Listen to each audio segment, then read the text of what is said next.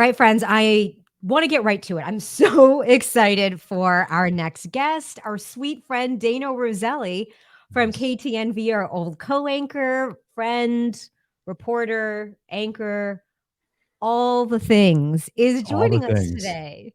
Yeah. I mean, and this is someone who had just an outstanding run, specifically here in the Las Vegas, Southern Nevada market. Anyone who's been in or out of Las Vegas, going back since 2000, I think, uh, let me say 2004, I believe, is when she came here to Las Vegas. That's a long run, and had her signing off moment not too long ago, and now she's running with her friend and business partner a successful production company, and they got a really popular podcast called The Vegas Revealed, which is definitely a must listen. So I want to waste no more time and introduce our next guest and our friend and also mentor for HQ, Dayna Roselli. Dayna, hello. Yay. Hello. Excited to be with you guys. It's like old times. It's like old times, but with less makeup, which is nice. Yeah, Yes, that's very true. less makeup and more sleep, hopefully for all hmm of us. It's a different world. A different world. I go out during the week now occasionally. Like if someone's like, want to have dinner on a Wednesday? I'm like, okay, I can. And you're not going through your million excuses of like, and then dreading it, even though you want to go. I know. True. Very true. Yeah, and we get to your signing. We had a lot to get to, but Mhm. we get to your signing off period, Dana. It's let's go back to like 2016, 2017. You were part of the morning show on the ABC affiliate here, KTNV, and you were a major part of what was a turnaround for a pretty morning show that was struggling. Hello, everyone, and thanks for joining us on 13 Action News live at midday. I'm Dayna Yes. Roselli. Well, And then in 2019, you say, you know what, things start changing, the business is changing, and you make that step to sign off and say, I'm going in this whole different direction after Mhm. having a ridiculously successful run at two different stations in Las Vegas. And so, just sort of take me back a little bit in the time machine here to that Mhm. time and where things were hunky dory, and then you thought, well, maybe not so hunky dory anymore. Yeah. Well, it was interesting the difference in like different times in Las Vegas. Like when I was at KLAS at the beginning of my career when I moved here, it was the powerhouse station, right? It was most of the time just kind of handed number one. We had longtime anchors, we had an excellent, and then going to 13 when I started there, I had gone in and they said, well, we're struggling a little bit in the morning or this or that, and we need to go from bottom to top. We're trying to grow. So for me, that felt like a big challenge, which was exciting. It was different. And so when we started there, we had, I joined a team that was already, very experienced, Jessica Janner, Beth Fisher, and I was excited, Greg Bennett. I was excited to be a part of that team that I knew was like, this is a good team. It just needs more of a plan.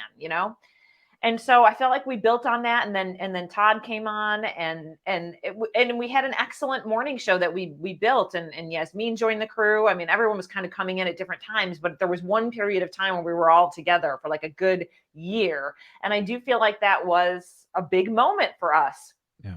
And during that time, sadly, there was the 1 October shooting. Yeah. And I feel like we really had all been there for a little bit. And so when that came, we really rose to the top, right? We showed like our experience, our smarts, our longevity in the news business, and how to gather facts and make sure that everything was, and people needed us. And I felt like that was a big defining moment. So from there, after that, everyone kind of started to think about their life a little bit differently, I think. Yeah. And also, you don't want to say that that's the peak of your career because that was so big. You don't want to act like it was a joyous moment, but it Yeah. was a point where, from there on, y- you know, we just keep doing what we're doing and wondering if that's ever going to happen again and come into play. I don't know. It was just, I think a lot of people took into their personal surrounding, their personal situations, their personal lives a little bit more.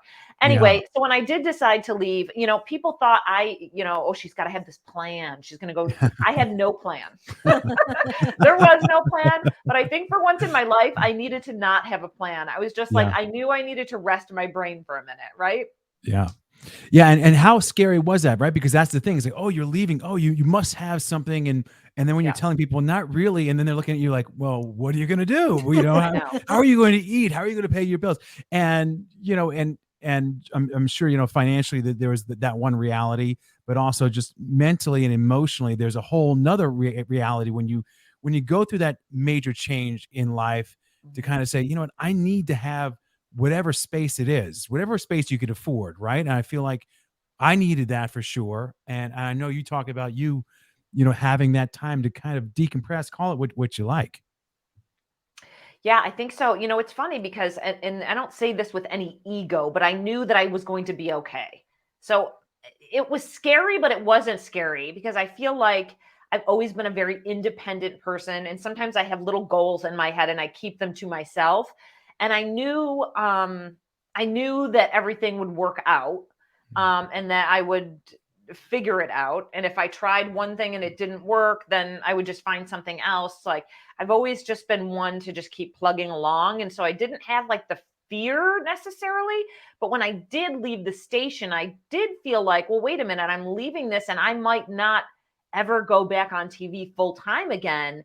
And then it really felt like this weird closure moment of like, wow. And so I took it, I think a little bit more, I took it harder, I should say, personally, when I walked out the door than I thought I would, because it all happened so quickly when you're in this, and people at watching might not know when there's a contract. I mean, a lot is decided toward the end, and in between there, if it's all kind of rushed and all that, then you don't really have time to think. You don't have time to prepare because it's all at the end. It's not like you've prepared for this for 6 months. Sometimes you make decisions depending on what contract is presented in front of you or what plan there is for the next, new contract you're going to sign. And you just have to decide.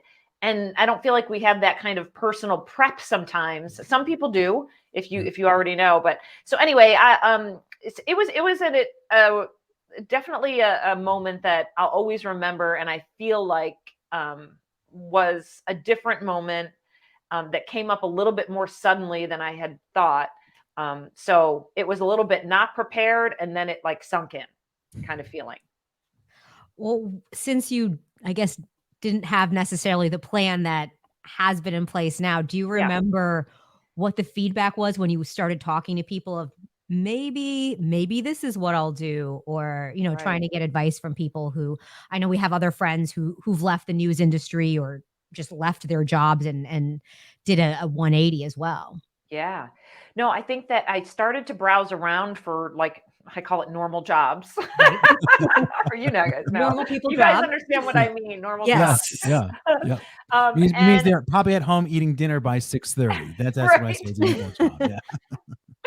Yeah, so I looked around because I thought I wanted to see how I felt reading job descriptions.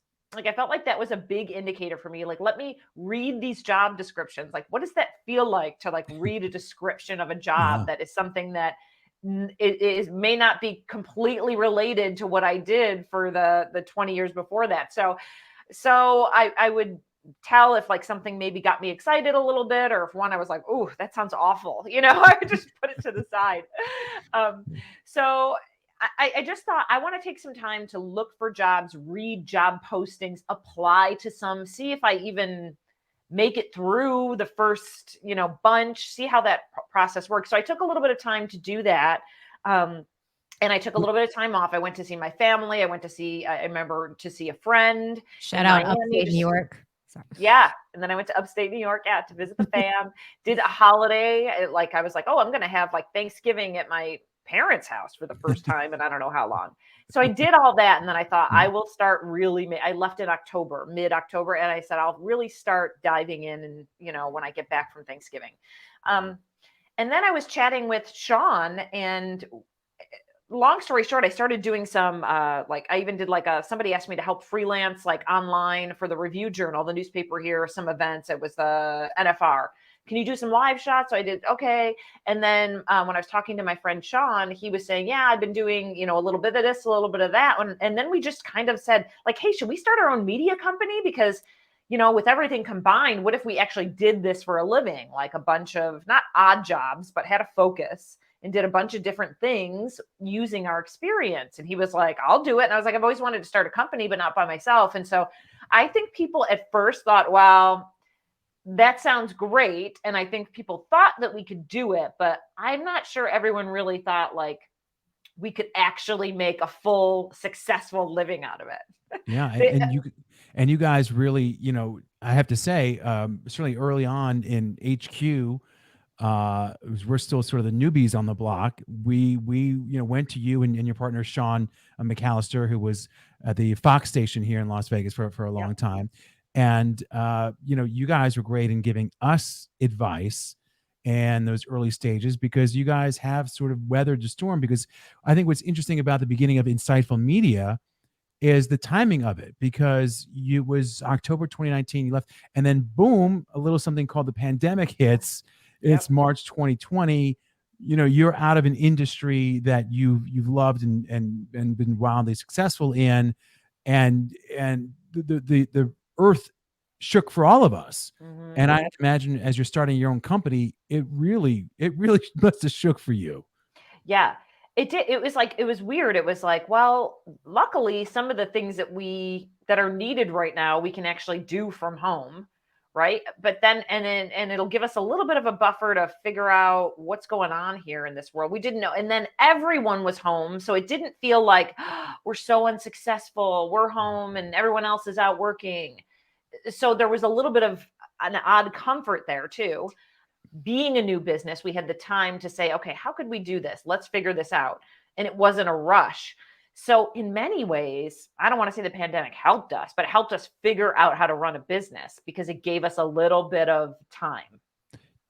And during that time, were there moments of regret, or what were the moments that you got right and versus what were the moments that you got wrong? And I imagine the pandemic and the slowing down of time really helped soften the blows of anything you got wrong, especially in the early stages of getting a business started from scratch, which is, Yasmeen and I know it's that's not easy, man. That's not easy. It's not easy, right? No. I know it takes a little bit.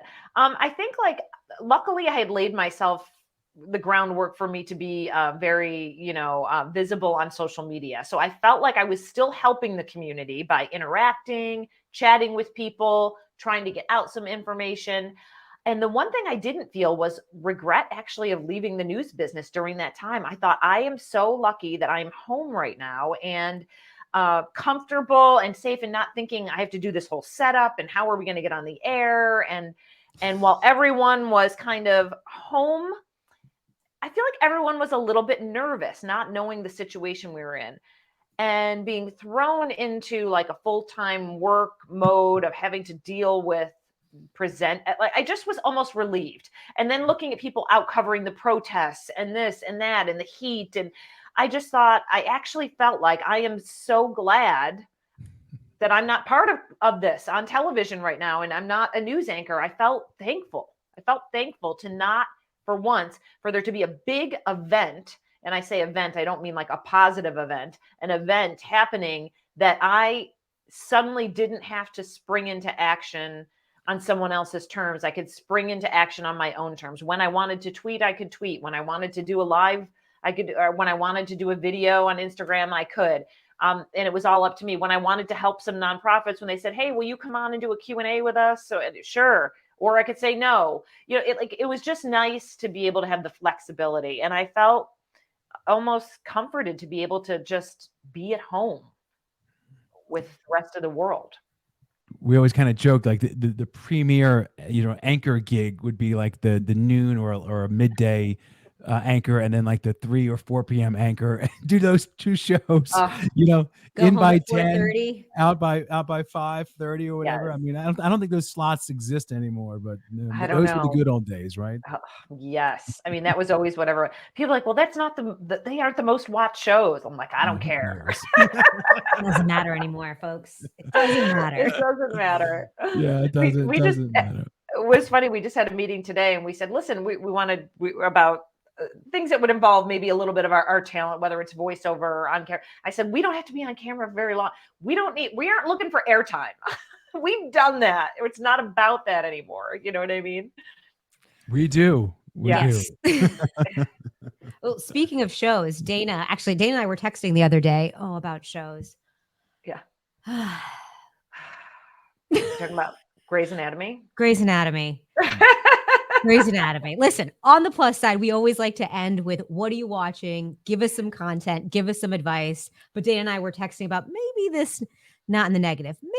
Maybe Grey's needs to, we're still in.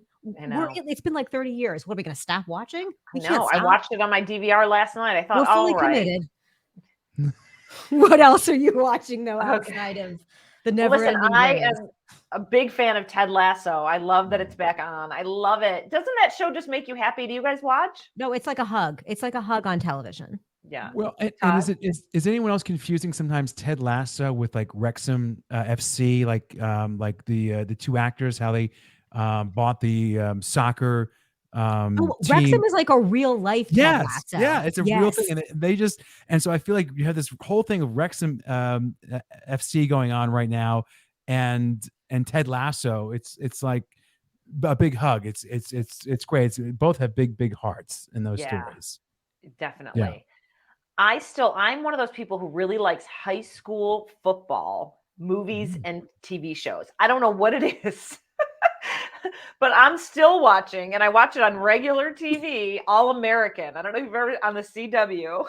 No, Whoa, way to throw in a twist, Dayna. this Oh is man, deep Dayna It's Roselli about a territory here. kid who grew up in Crenshaw, and Beverly Hills High School recruits him to play on their football team because he's that good. The coach is Tay Diggs.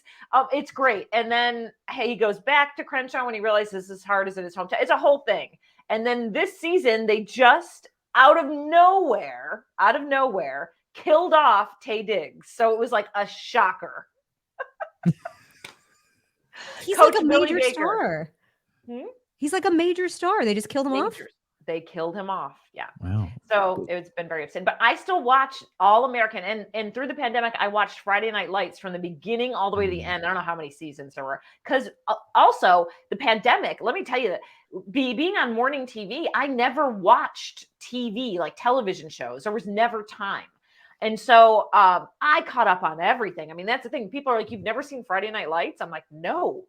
But I love high school football, television shows, and movies. I don't know what it is. I love it.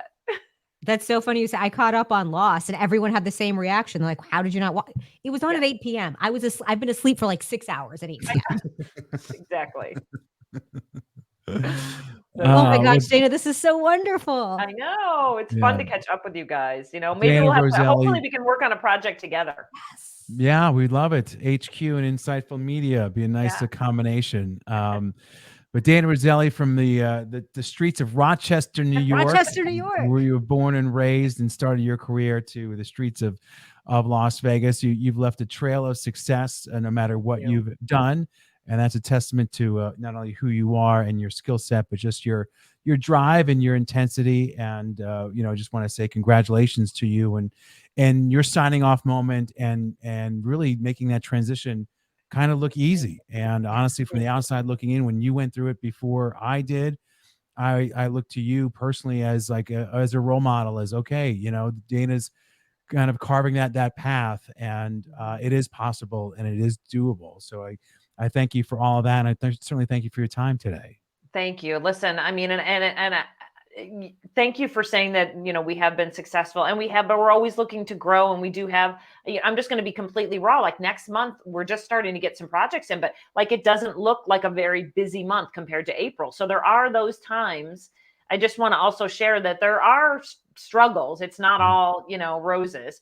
And we've just been sitting going, okay, what's the next step for us? And we've had a bunch of meetings come up this week that have been, people are actually responding to us now. Yeah, we'll take a meeting with you, which is a good feeling, but still we're always planning to grow and always, thinking about how can we bring in more business. So there is that constant hustle as well. It's wonderful. We enjoy it, but there are moments, just like anything else that we do, where you're going to have that time. You just got to keep going. I love that honesty. Yeah. Yeah. It's true, right? But in the meantime, you can actually set your own sleep schedule too. That's human. Well, that's right. One night I'll go to bed at 1 a.m. Another night I'll be in bed by 8:30 p.m. It's whatever I want. That's the dream, man. Yeah. Well, listen, I look forward to many successful stories coming from you guys. I love that you guys are working together too. I love that everyone's kind of partnering. And I think that we all kind of did similar things, but we also realized that in that role, within our personality, we have strengths and weaknesses. And there are things that Sean does better than I do. There are things that I'm better at than he is, things I'm interested in that he's not. There's things he's interested in that I'm not. And coming together, I think finding a good partner is key. And I think, you guys seem to be working really well together, but you're the same, but you're different. There's differences. It's not just like, oh, two people left TV and they started a business. No, There's different interests, different strengths, different weaknesses. No, I think having a partner, at least for I'll speak for myself, has made all the difference. Yeah. Yeah. It's in some ways we're similar, but it's also learning those differences too, right? Is saying, okay, we're different. And in what way? Not in a way that causes friction or tension, but in a way where you realize, oh, so-and-so has a better skill set at doing this. And, so the division of labor, as we talk about all the time, sort of has a way of kind of working itself out too. Right. Dayna Roselli, you're fabulous as always. Thank you, my friend. Thank you guys. Oh, change is gonna do me good.